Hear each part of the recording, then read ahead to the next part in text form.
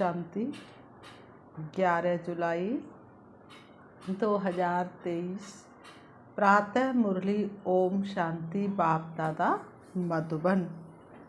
आज बाबा ने सुनाया, मीठे बच्चे अंतर्मुखी बन पढ़ाई में तत्पर रहो, श्रीमत पर सदा चलते रहो तो तुम्हारी तकदीर बहुत ऊंच बन जाएगी।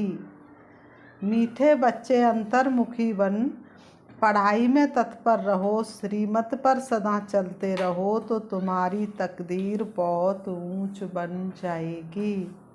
ये समय है अपनी तकदीर बनाने का। प्रश्न बाबा ने किया, तुम बच्चों की ऊंची तकदीर कौन सी है जिसके आधार पर तुम सारे सृष्टि की तकदीर को जान लेते हो? तुम बच्चों की ऊंची तकदीर कौन सी है जिसके आधार पर तुम सारे सृष्टि की तकदीर को जान लेते हो?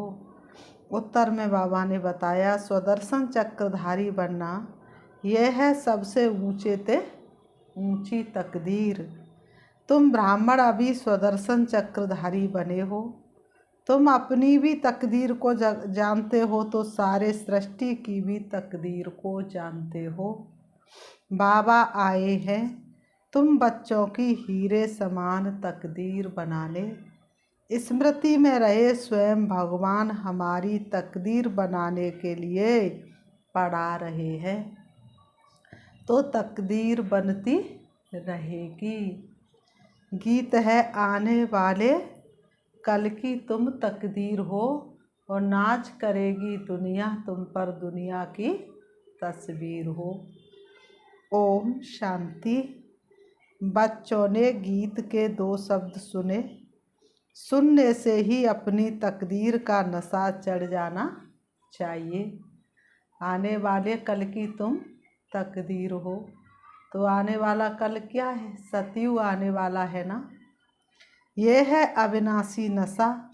बाबा कहते ये अविनाशी नशा कभी उतरना नहीं चाहिए। कोई मनुष्य साहूकार पदमपति होते तो उनको रात दिन नशा रहता है। हम बड़े धनवान जागीरवान हैं, नशा चढ़ता ही है संपत्ति का, तो बाप है तकदीर बनाने वाला। अभी तो तकदीर सबकी फूटी हुई है। बाबा कहते अभी इस समय कलयुग में हिसाब किताब चुकतू होने का समय चल रहा है और बाप को कोई जानते नहीं, इसलिए सबकी तकदीर फूटी हुई है।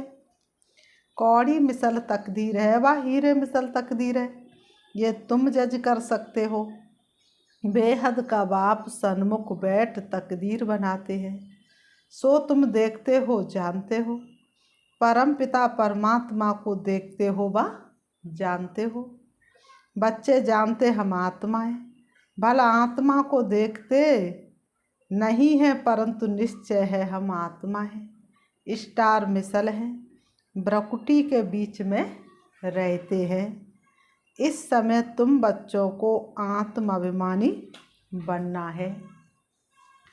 इस देह में रहने वाले को आत्मा देही कहा जाता है।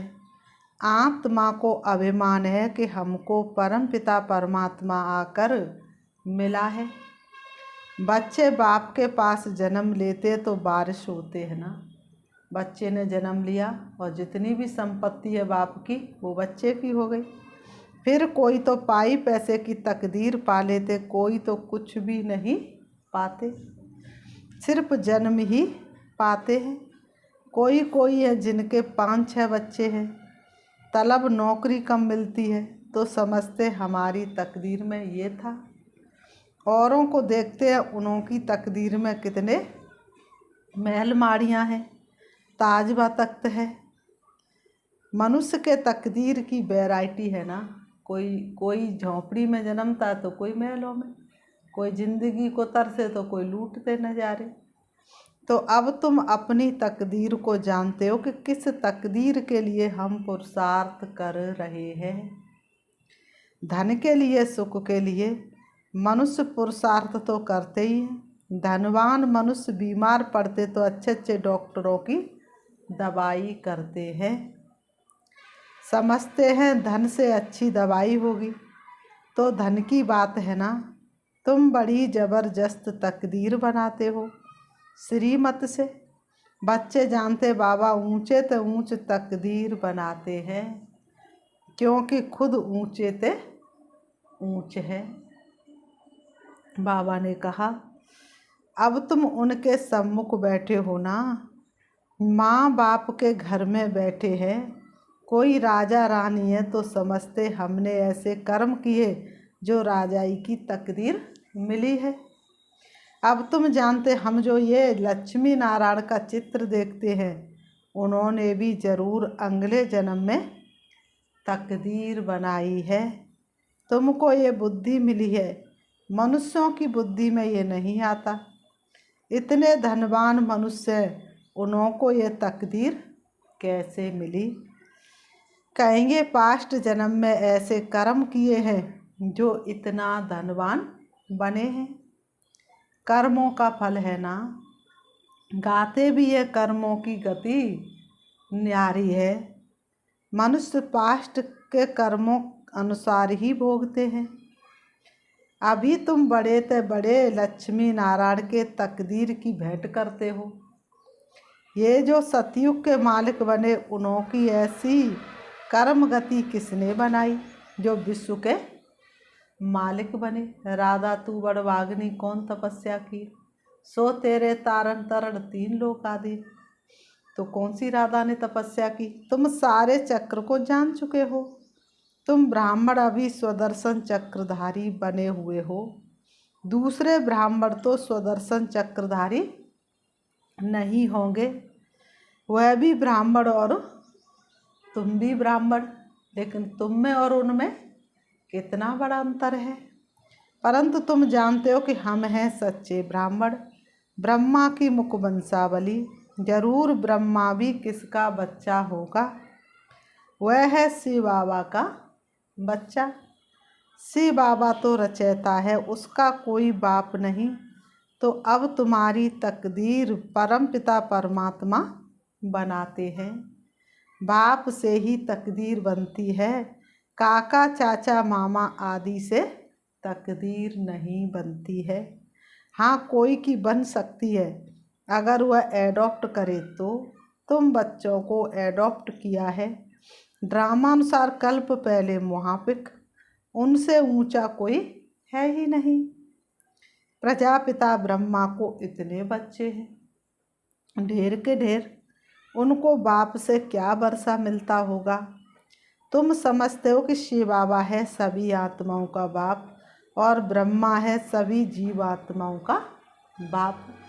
तुम इसमें भाई बहन हो जाते हो। बाप तो तुम बच्चों को कहते हैं।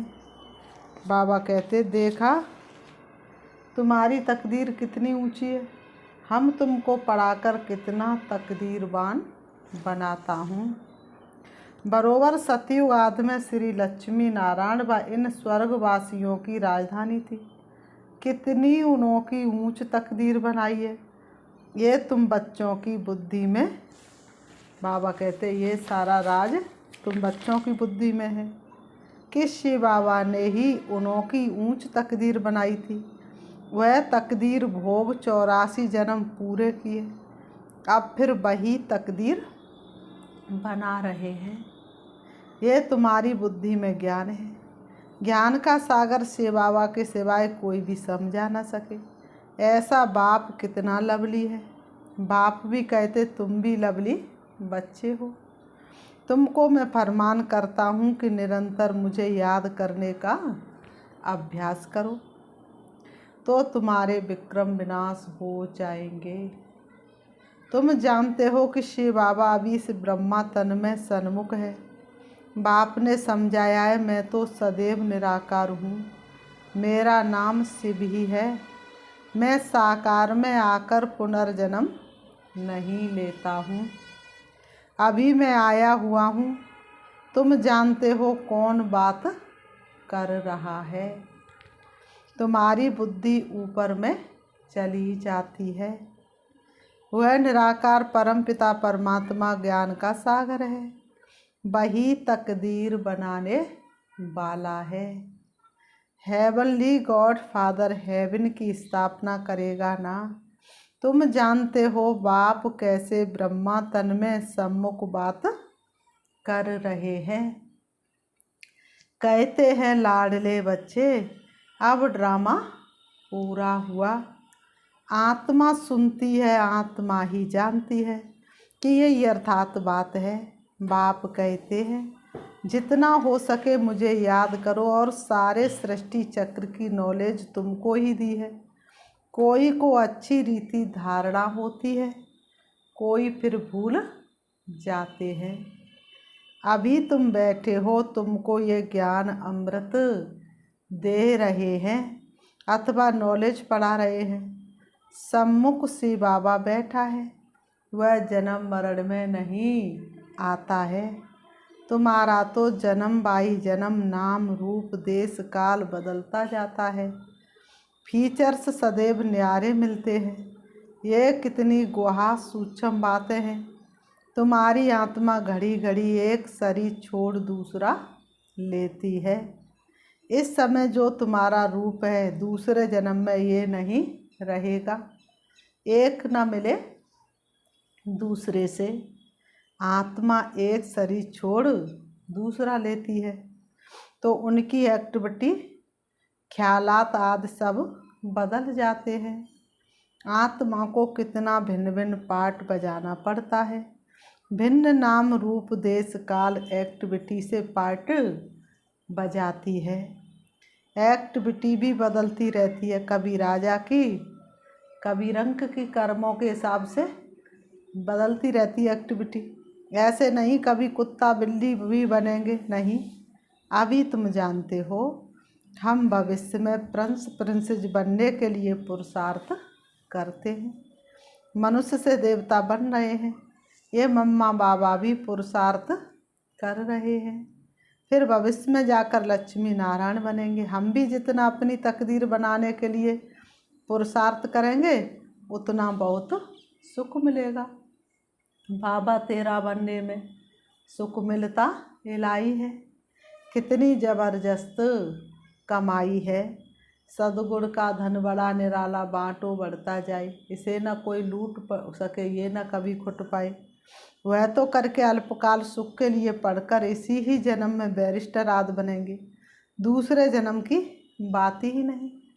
सो भी बने ना भी बने, हो सकता है। तुम तो समझते हो कि हम भविष्य में स्वर्ग में ज़रूर जाएंगे, फिर वहाँ देवी देवता कहलाएंगे। ये कभी भूलना नहीं है कि बाप से हम स्वर्ग के ताउसी तख्त का वर्षा लेकर ही छोड़ेंगे। ऊंचे तो ऊंच बनकर ही दिखलाएंगे। गॉड फादर पढ़ाते हुए भी तो बुद्धि में आता है। हम अच्छी रीति पढ़कर 21 जन्म के लिए अपनी प्रारब्धि बनाते हैं। इस समय जितना पुरुषार्थ करेंगे उतना ऊंच तकदीर बनाएंगे।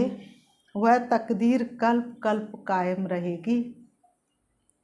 इसलिए इस समय तकदीर के लिए अच्छा पुरुषार्थ करना चाहिए। बड़ी भारी तकदीर है, बहुत सुख है। भले यहाँ कोई के पास करोड़ है परंतु पाई का भी सुख नहीं है। भले ही करोड़पति लेकिन पाई का भी सुख नहीं है। वहाँ तो बिल्कुल शांति आराम से प्रारब्धि भोगेंगे। यहाँ तो कितनी आफतें आती रहती हैं। थोड़े टाइम में बहुत देवाला निकालेंगे, मरते जाएंगे। भले इंश्योर करते परंतु इंश्योर कंपनी भी क्या कर सकेगी। हिरोशिमा का क्या हाल हुआ, कितने आदमी मरे, इंश्योर कंपनी ने भी देवाला मारा। यहाँ भी ऐसे ही होगा, सब खत्म हो जाएंगे। इंश्योरेंस वाले किसको पैसा देंगे, फिर सब खत्म ही हो जाएंगे तो इंश्योरेंस वाले किसको पैसा देंगे। कौन एक दो का दीवा जलाएंगे। मनुष्यों में अंधविश्वास कितना है। बड़े आदमी का सो करते हैं, ऋषि मुनियों को उनसे भी बड़ा समझते हैं। बल रिलीजन को नहीं मानते परंतु सन्यासियों को नमन जरूर करते होंगे। साधुओं के आगे जाकर दंडवत प्रणाम करेंगे। साधु उनके आगे नहीं करेंगे क्योंकि समझते मैं ऊंच पवित्र हूँ। ये बाप तो कहते मेरे लाडले बच्चों, हम बच्चों को नमस्ते करते हैं। बाबा कितने निरहंकारी, बच्चों को नमस्ते करते हैं। सारा जग जिसको याद करे वो याद प्यार हमें देते हैं। बाबा कहते तुम तो हमारे सिर के मोर हो, तुम विश्व के मालिक बनेंगे, ब्रह्मांड के भी तुम मालिक बनेंगे, मालिक हो, तुम डबल मालिक हो। बाबा कहते तुम डबल मालिक हो, ब्रह्मांड के भी मालिक तो विश्व के भी मालिक। मैं सिंगल सिर्फ ब्रह्मांड का मालिक हूँ। ऐसी बातें सिवाय बाप के कोई समझा न सके, तो ऐसे बाप को कितना याद करना चाहिए। देखूं शिव बाबा मन दर्पण में, नैनों में बसे तुम सांझ सवेरे। जिससे ऐसा वर्षा मिलता, बाप कहते देखो कितने बच्चे यहाँ से होकर जाते, फिर 6 मास में भी बाप को मुश्किल पत्र लिखते हैं। प्राण देने वाले, प्राणों से प्यारे बाप को पत्र नहीं लिखते। स्त्री पुरुष 1-2 को चिट्ठी लिखते हैं तो कहते हैं प्राणेश्वर फलाना। वास्तव में हुआ कोई प्राणेश्वर तो है नहीं। एक मनुष्य प्राणेश्वर कैसे हो सकता? वह खुद के प्राणों की रक्षा नहीं कर पा रहा है, खुद ही काल के वशीभूत हो जाता है, तो वह और किसकी रक्षा कर सकता है? तो बाबा ने कहा पति प्राणेश्वर कैसे हो सकते हैं? प्राणेश्वर तो एक ही बाप है, इसलिए आरती में गाते तुम हो एक अगोचर, सबके प्राणपति, वह प्राणों का पति है। सभी प्राणों का ईश्वर बाप एक है। वह कहते प्राणेश्वर बच्चे, अर्थात प्राण बचाने वाले ईश्वर के बच्चे। बच्चे भी कहते प्राणेश्वर बाबा, हमारे प्राण बचाने वाले बाबा। यहाँ से ही ये नाम निकला है। भारत में ही ऐसे प्राणेश्वर प्राणेश्वरी लिखते, परंतु है नहीं। प्राणों का दान तो बाप ही देते हैं। बाप कहते तुम मेरे बनते तो फिर तुमको कोई दुख दे नहीं सकते। तुम बाप के बन गए तो माया कितना भी हिलाने की कोशिश करेगी, लेकिन तुम अगर बाप की याद में है तो तुम कभी दुखी नहीं हो सकते, माया के वशीभूत नहीं हो सकते, हिल नहीं सकते। तो उनका तुमको कोई दुख नहीं दे सकते। आत्मा को ही दुख मिलता है, आत्मा फील करती है बाप कितना प्यार से समझाते हैं। याद भी उनको करती है, महिमा करती है। मम्मा को भी कितना याद करते हैं। जो बहुतों की अच्छी सर्विस करते उनको कितना ऊंच मर्तबा मिलता है। फिर उनके बाद 2 नंबर में जो सर्विस में बाबा को फॉलो करते हैं, तुम्हें बहुत रहम दिल बनना है। जैसे बाबा ने हमको बनाया है, हम फिर औरों को बनावे। पवित्रता की राह पर हमको चलते जाना है, जो भी मिले राह में उसे मंजिल पर पहुंचाना है। कितनी बड़ी प्रॉपर्टी की प्राप्ति है, इतनी उससे बड़ी कोई संपत्ति हो सकती है क्या? राम नाम धन खेती, हमारी यही खेती। तो स्वर्ग की राजधानी, वहाँ हम इतने साहूकार रहते जो सोने हीरों के महल बनाएंगे। एक माया मच्छरदन का खेल भी दिखाते हैं। उसने देखा सोने की ईंटें पड़ी हैं, थोड़ी ले जाएं। तुम साक्षात्कार में स्वर्ग में हीरे जवाहरातों के महल देखते हो, सोने की खानियाँ देखते तो समझते थोड़ा ले जाएं। सूक्ष्म वतन में सोना नहीं मिलता। बाबा कहते सोना बैकुंठ में रहता, तुम जानते हो वहाँ खानियों से हम विमानों में जाकर सोना भर कर ले आएंगे। सोने की बड़ी बड़ी ईंटें भी होती हैं। अभी भी बड़ों के पास सोना तो पड़ा है ना। भारत को सोना चांदी तो ज़रूर रखना है। सबके पास बड़ी बड़ी गुफाएं बनी हुई हैं, जहाँ कोई लूट फूट ना सके, आग जला ना सके, तो वह सब भविष्य में तुम्हारे हाथ आ जाएगा। जिन एरोप्लेन आदि द्वारा अभी बम साथ गिराते विनाश के लिए, वही चीज़ें फिर सुख के लिए निमित्त बन जाएंगी। सतयुग में ये सब थी, फिर प्रायः लोप हो गई, अब फिर बनी है। तुम जानते हो कैसे खानियों से जाकर ले आते हैं। खानियाँ सब नई हो जाती हैं, अभी तो पुरानी है। तो ऐसी तकदीर बनाने वाले बाप से पूरी तकदीर लेनी चाहिए, इसमें गफलत नहीं करनी चाहिए।